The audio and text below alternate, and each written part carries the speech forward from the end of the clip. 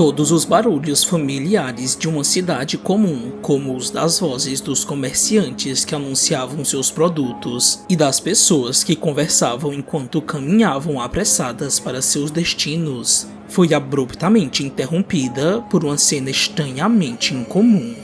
A aparição de um homem nu que havia saído de dentro de um bueiro.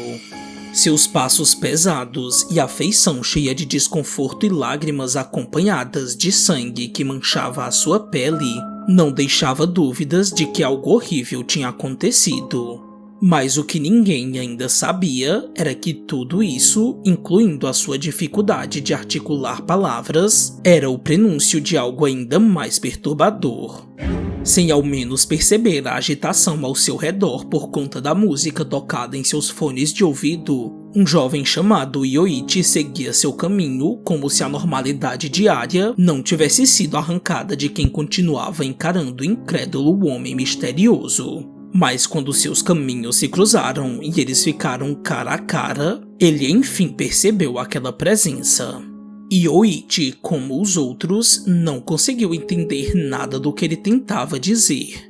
E no meio da luta contra si mesmo para se fazer ser entendido, o homem o agarrou e cuspiu bastante sangue no rosto de Yoichi, que por um impulso causado por essa surpresa desagradável, o empurrou com força, fazendo-o cair e bater a cabeça contra o chão.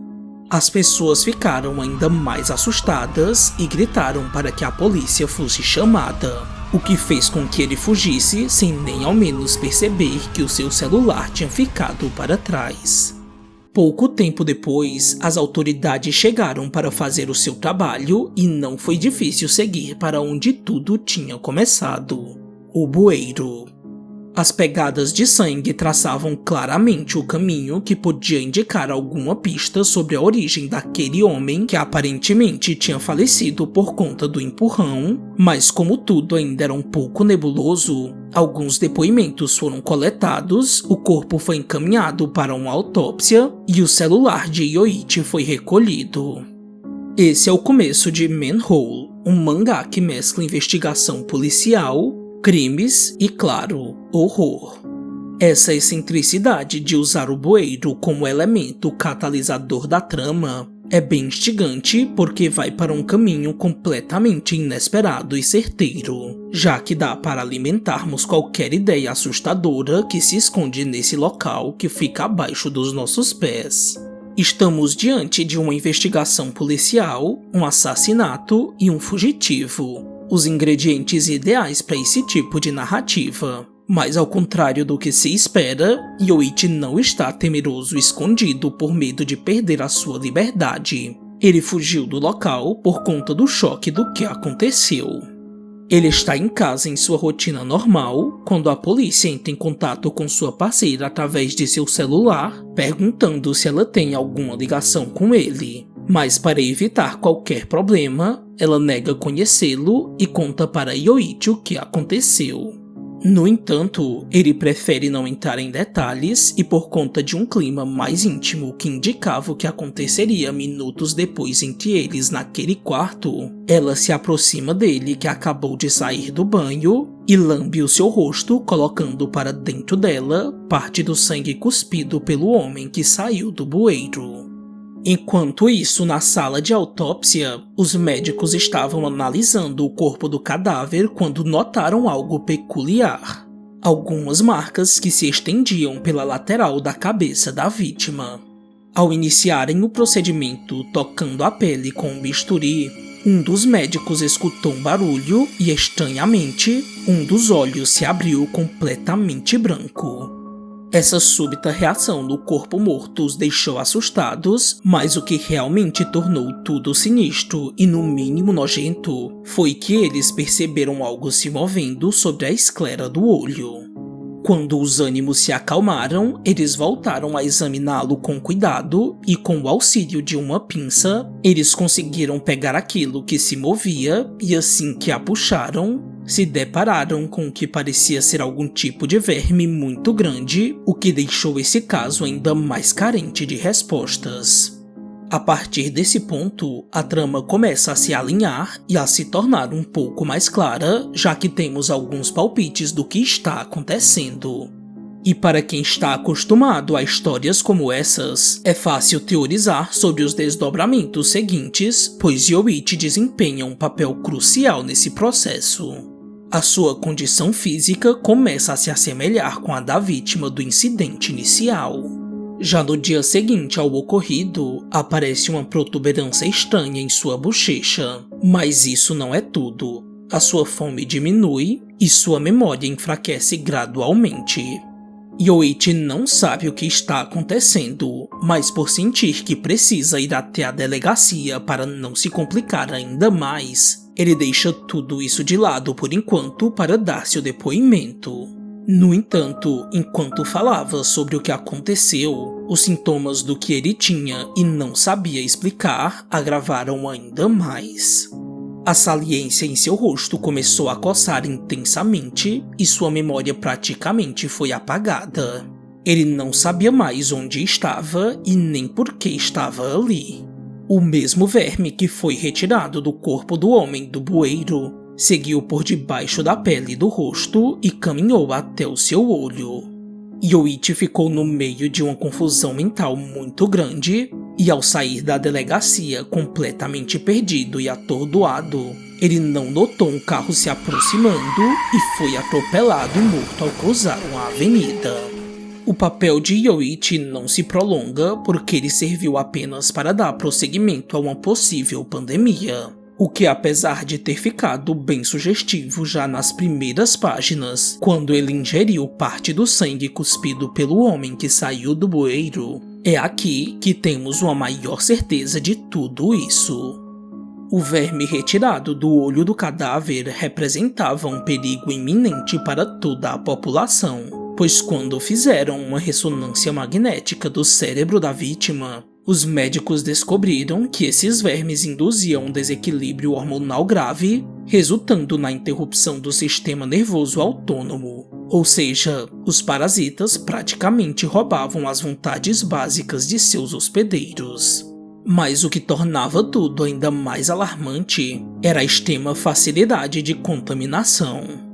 O menor contato de sangue contaminado já era o suficiente, mas as pessoas também podiam ser alvos caso fossem picadas por insetos hematófagos. O que levou a polícia a ir para um caminho um pouco diferente, já que o que eles pensavam ser apenas um crime comum se tornou uma investigação ambiental em torno de um culpado misterioso que estava agindo intencionalmente nas sombras para adoecer as pessoas. Apesar de achar esse começo no mínimo interessante, porque sempre gostei de obras com esse teor de suspense, investigação, horror corporal e alguns elementos macabros, Manhole tem seus altos e baixos que podem mudar completamente a perspectiva de quem lê quando se depara com o final. O início da obra conseguiu manter-me imerso e cheguei até a considerar a possibilidade de um apocalipse zumbi ou algo similar, porque o começo tem esse estilo característico de fim do mundo, de mostrar a sociedade como ela é, para só então virá-la de cabeça para baixo com algo que parece inicialmente pequeno e num piscar de olhos se torna um caos irreversível. Se essa hipótese tivesse se concretizado, é possível que o elemento de horror fosse ainda mais presente, dada a natureza aterrorizante dessas criaturas em comparação com insetos. No entanto, os insetos também carregam consigo uma ameaça própria, principalmente devido ao seu tamanho, sua grande quantidade e a dificuldade em nos protegermos deles, como bem vimos na abordagem de Mushihime, um vídeo que fizemos sobre o mangá que mostra o quanto essas criaturas podem ser assustadoras. A companheira de Yoichi também é infectada quando lambe o sangue do rosto dele, e é com ela que vemos alguns dos momentos mais angustiantes do mangá.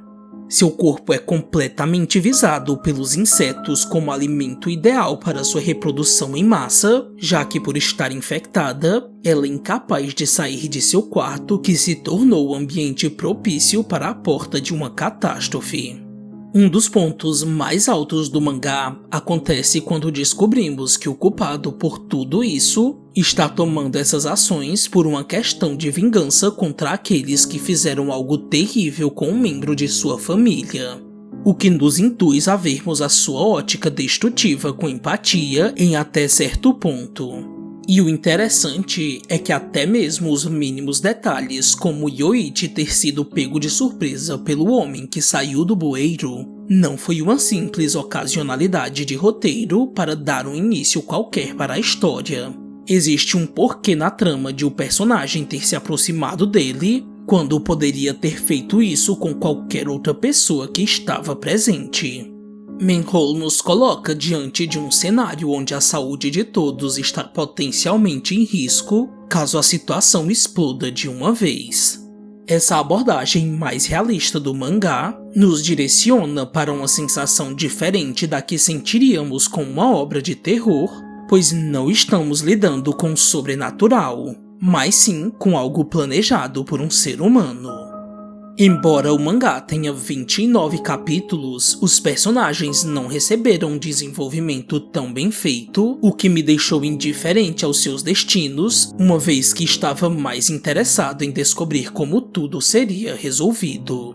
No entanto, o maior desapontamento para mim foi a maneira como a história se concluiu.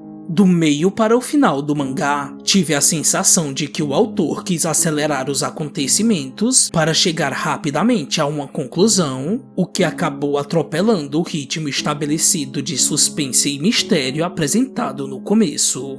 Manhole não é um mangá com uma história fascinante, porém tem uma proposta interessante e certamente me deixou entretido pelo tempo que eu li, porque fui pego de surpresa pela escolha de usar o bueiro, mesmo tendo visto algo semelhante em It, a Coisa de Stephen King.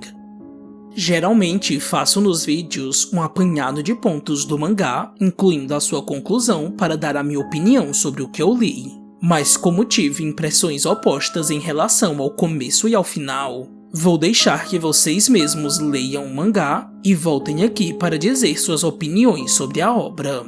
Dito isso, Manhole não é um mangá que vai te tirar o sono e te fazer pensar sobre ele por muito tempo, ao menos na minha visão. A obra é uma faca de dois gumes no sentido de atender às expectativas dos amantes de suspense e mistério, e é seu final corrido que traz esse gosto amargo de decepção. Mas como tudo é subjetivo, quero que você tire as suas próprias conclusões. Agora eu queria saber de vocês, quais mangás vocês gostariam de ver analisados aqui no Hashi Quebrado? Deixa aqui nos comentários para sabermos. Enfim, espero que você tenha gostado do vídeo e não se esqueça de deixar a sua curtida e de se inscrever no nosso canal. Não deixe de conferir os outros vídeos aqui do Hashi Quebrado. Enfim, até mais e nos vemos no próximo vídeo.